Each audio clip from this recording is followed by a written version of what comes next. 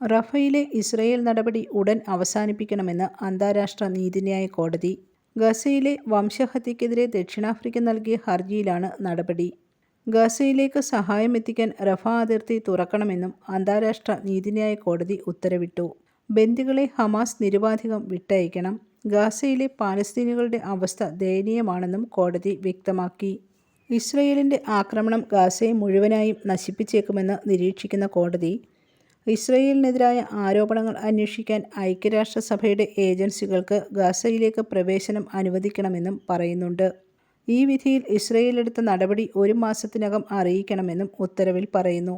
അന്താരാഷ്ട്ര നീതിന്യായ കോടതിയുടെ തീരുമാനത്തെ പലസ്തീൻ അതോറിറ്റി സ്വാഗതം ചെയ്യുന്നതായി പലസ്തീൻ പ്രസിഡന്റിൻ്റെ വക്താവ് അറിയിച്ചു. എന്നാൽ അന്താരാഷ്ട്ര നീതിന്യായ കോടതിയുടെ ഉത്തരവ് ഇസ്രയേൽ തള്ളി. ഹമാസിനെതിരായ സ്വയം പ്രതിരോധമാണ് തങ്ങൾ നടത്തുന്നതെന്ന് ഇസ്രയേൽ പ്രതികരിച്ചു. കോടതി തീരുമാനത്തിന് ശേഷം മിനിറ്റുകൾക്കുള്ളിൽ തന്നെ റഫ നഗരത്തിൽ ഇസ്രയേൽ വീണ്ടും വ്യോമാക്രമണം നടത്തുകയും ചെയ്തു. News desk press Malayalam.